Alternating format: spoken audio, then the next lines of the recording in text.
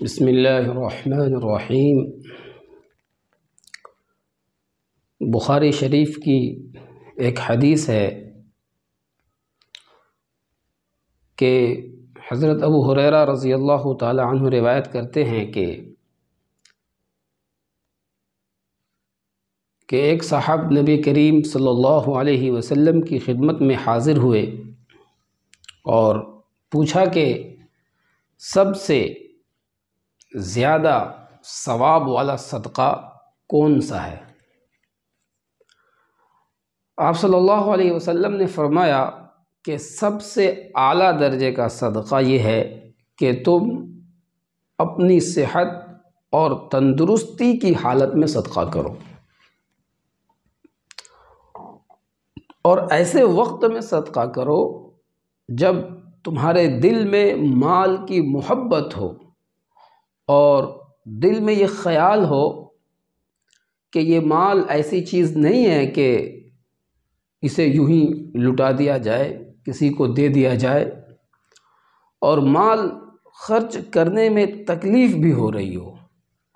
اور یہ بھی اندیشہ ہو کہ صدقہ کرنے کے نتیجے میں بعد میں فقر و فقہ کا شکار ہو جاؤں گا، اور بعد میں معلوم نہیں کیا حالات ہوں، کیسے حالات ہوں۔ ایسے وقت میں اس وقت جو صدقہ کرو گے وہ بڑا اجر والا صدقہ ہوگا۔ اس کے بعد فرمایا کہ صدقہ دینے کا دل میں خیال آئے تو اسے ٹالو نہیں۔ اس میں اس بات کی طرف اشارہ ہے کہ بعض لوگ صدقہ کرنے والے صدقہ کرنے کو ٹالتے رہتے ہیں اور یہ خیال کرتے ہیں کہ جب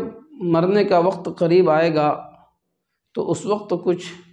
وصیت کر جائیں گے کہ مرنے کے بعد میرا اتنا مال فلاں کو دے دینا، اتنا فلاں کو دے دینا، اور اتنا مال فلاں کام میں لگا دینا، وغیرہ وغیرہ۔ تو حضور پاک صلی اللہ علیہ وسلم فرما رہے ہیں کہ تم تو یہ کہہ رہے ہو کہ اتنا مال فلاں کو دے دینا، ارے اب تو وہ تمہارا مال ہے ہی نہیں، اب وہ تمہارا مال ایسی حالت میں وہ تمہارا مال ہی نہیں ہے، وہ تو کسی اور کا ہوگا۔ کیونکہ شرعی مسئلہ یہ ہے کہ اگر کوئی شخص بیماری کی حالت میں کوئی صدقہ کرے یا صدقہ کرنے کی وصیت کرے کہ اتنا مال فلاں کو دے دیا جائے یا کسی شخص کو ہبہ کر دے اور اس بیماری میں اس کا انتقال ہو جائے، تو اس صورت میں صرف ایک تہائی مال کی حد تک صدقہ نافذ ہوگا، اور باقی دو تہائی مال ورثہ کو ملے گا، اس لیے کہ وہ وارثوں کا حق ہے، اس میں ورثہ کا حق ہے، کیونکہ مرنے سے پہلے بیماری ہی میں اس مال کے ساتھ ورثہ کا حق متعلق ہو جاتا ہے۔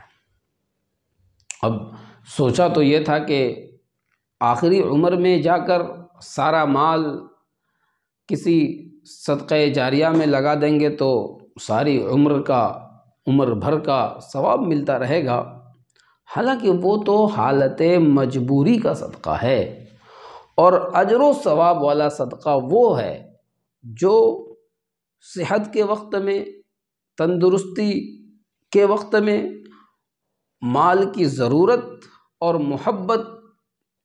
ہو اور اس کو مال کو جمع کرنے کی چاہت بھی ہو، ایسے وقت میں خیال کیا جائے صدقہ کرنا، تو یہ صدقہ جو ہے وہ زیادہ اجر و ثواب کا حامل ہے۔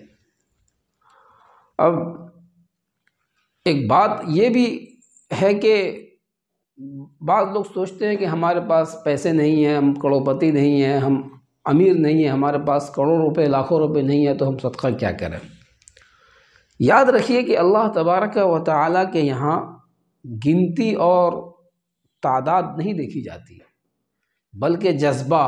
اور اخلاص اور نیت دیکھا جاتا ہے۔ ایک آدمی جس کی آمدنی 100 روپے ہے، وہ اگر 1 روپیہ،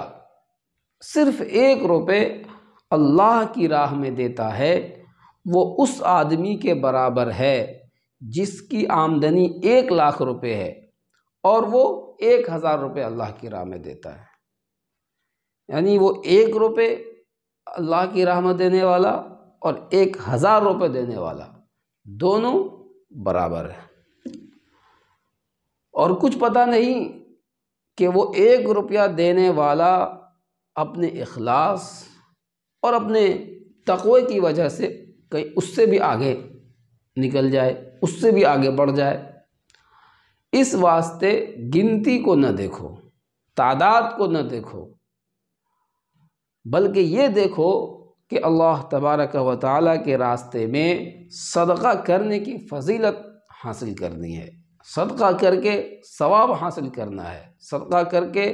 فضیلت حاصل کرنی ہے، اللہ تعالیٰ کی رضا حاصل کرنی ہے، اللہ تعالیٰ کی رضا مندی حاصل کرنی ہے، اللہ کو خوش کرنا ہے۔ یہ ہمارے ذہن میں ہونا چاہیے، یہ ہمارے دل میں خیال ہونی چاہیے۔ تو پھر آمدنی کا تھوڑا سا حصہ اللہ کی راہ میں ضرور خرچ کرو۔